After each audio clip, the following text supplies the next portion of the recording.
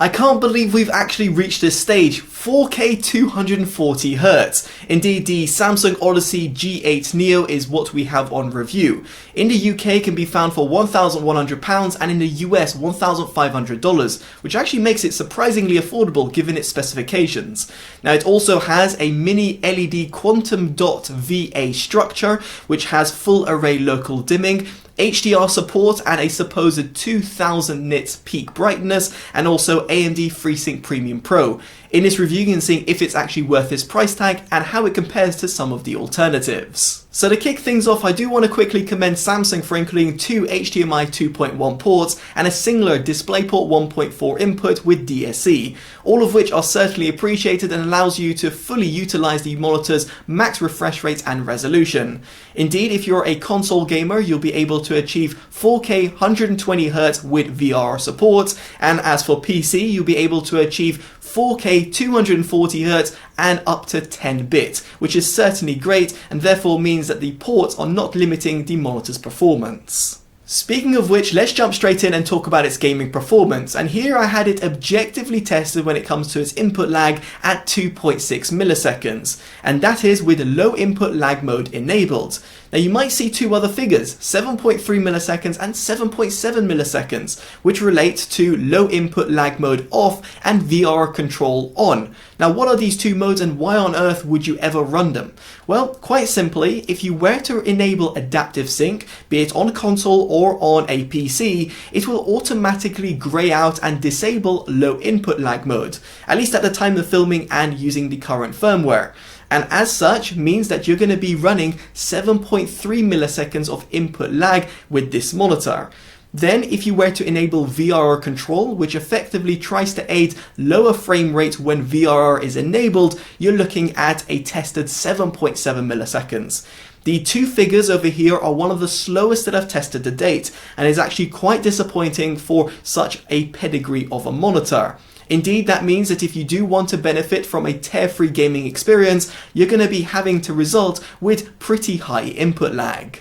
Now for those of you who would consider yourselves serious competitive gamers like myself, you'll probably never want to enable adaptive sync because you do not want to cap your frames. And in a game like CSGO, it actually doesn't have that many benefits. And as such, subjectively, I found its input lag to be seriously impressive. Indeed, in line with its 2.6 milliseconds objective tests that I conducted.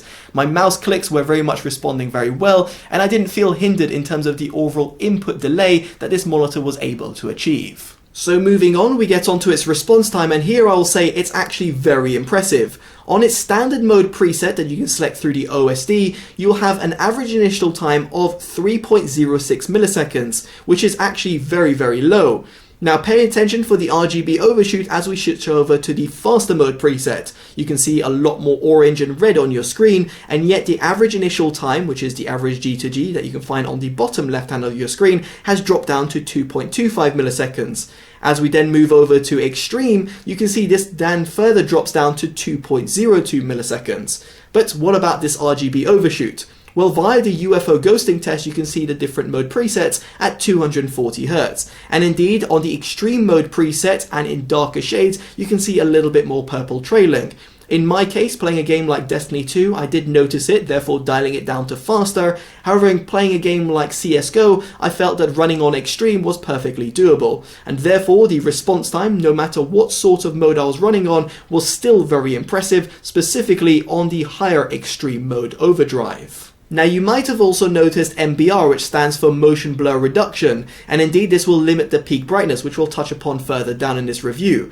But here you can see that the UFO isn't exactly that much clearer, and from my own subjective opinion, I found that the overall motion blur reduction wasn't that well pronounced, specifically if I compare it to other 240Hz monitors, albeit them being 1440p monitors, and indeed in this respect didn't really clear up the image and or provide me a bettered experience. I feel that Samsung should really optimize the MBR performance in this respect because it will be pivotal for hardcore competitive gamers. Now on an aside, I was not able to test MBR mode via the OSRTT tool due to limitations, and therefore I was not able to get the response time figures, although it should be similar to what you'll be able to achieve on the extreme mode preset. Now for console gamers, I did also test this monitor at 4K at 120Hz, and on its standard mode overdrive preset, I had it tested at 3.96 milliseconds. Moving down to faster, I had it at 2.65 milliseconds, and on its extreme mode preset, 2.33 milliseconds, all of which are very impressive.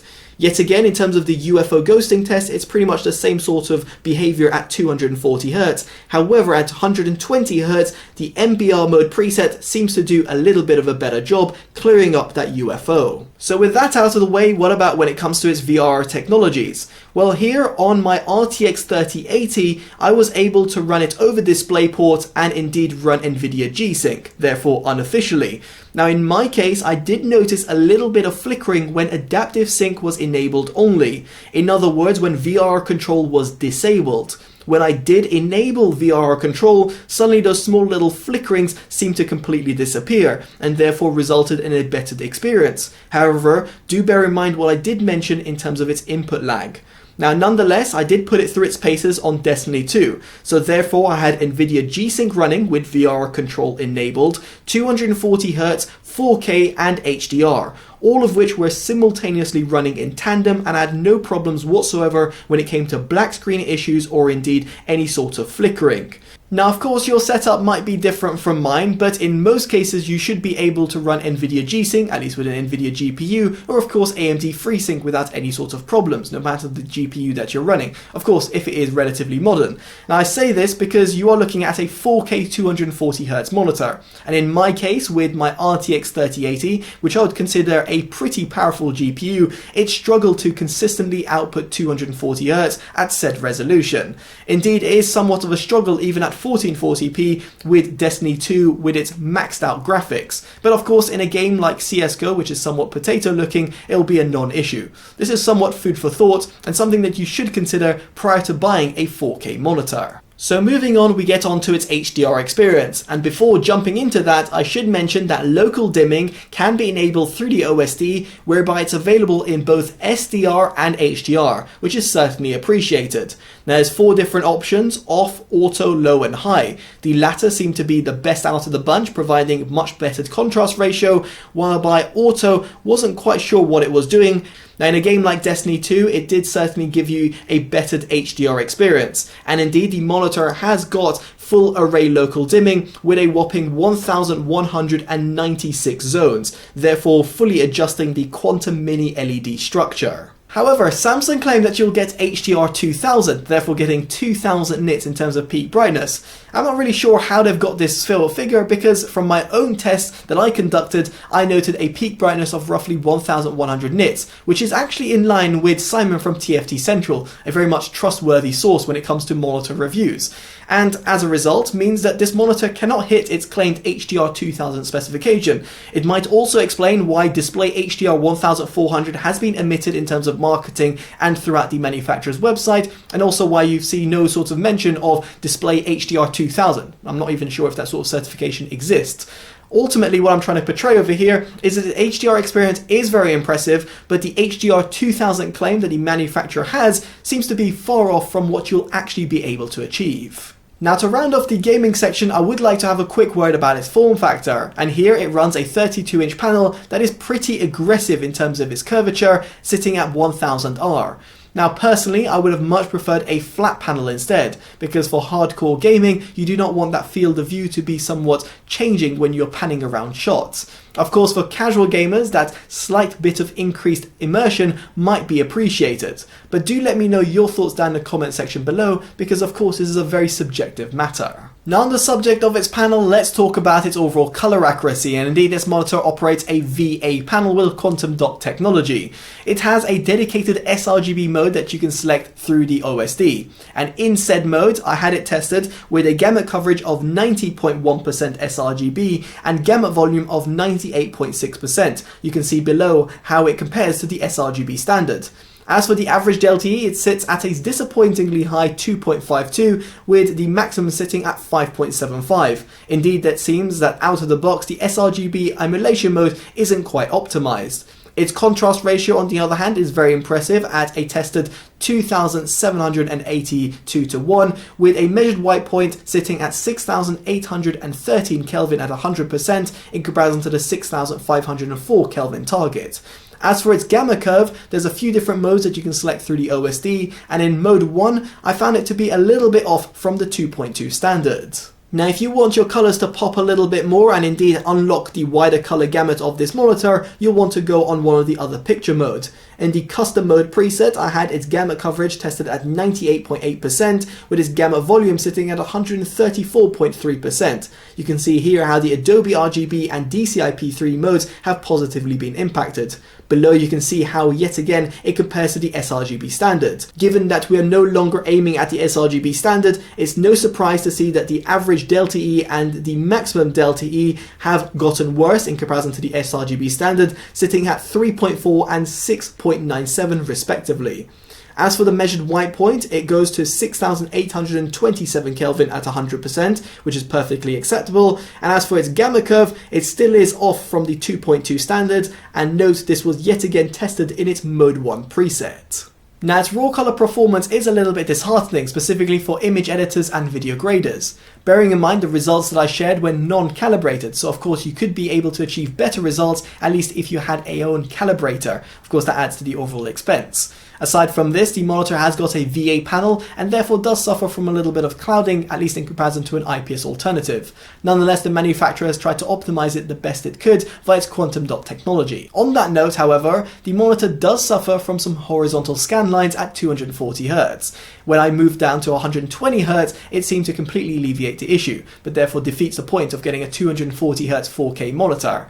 Now, personally, I didn't find it to be so much of a big problem. The only reason I came across it is because when I was looking at reviews and indeed user experience, I quickly noted that some people were mentioning scan lines, and when I did put my eye quite close to the monitor, I did notice these little horizontal scan lines.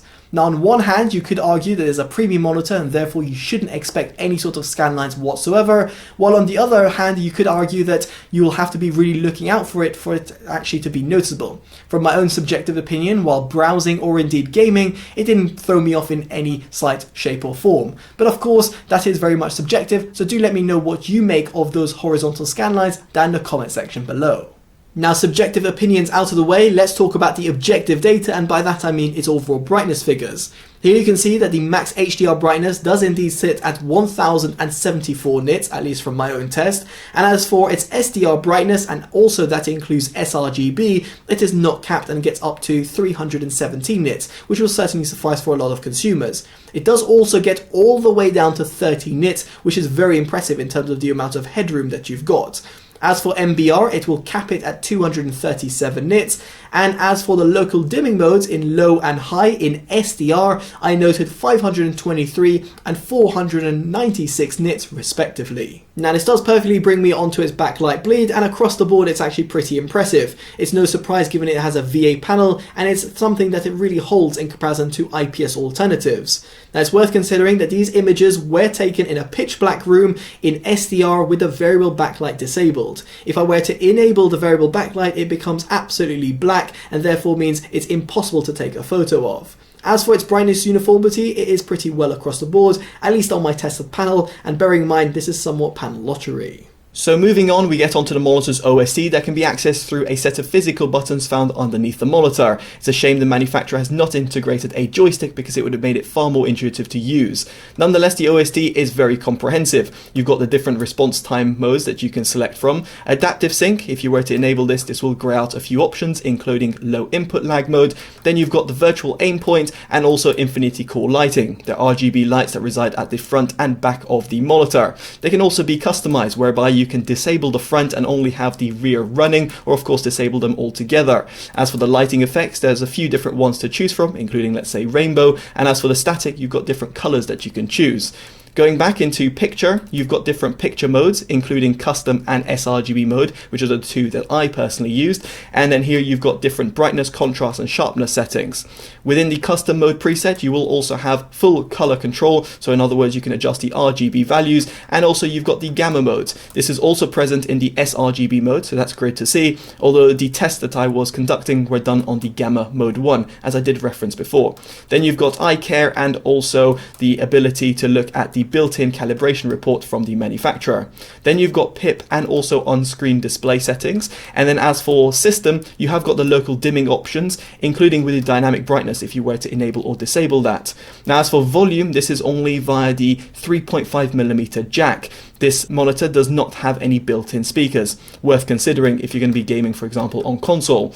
Now, as for DisplayPort versions, you'll want to definitely have that on 1.4, at least if you're using said input, because it allows you to fully utilize the monitor's refresh rate and also resolution.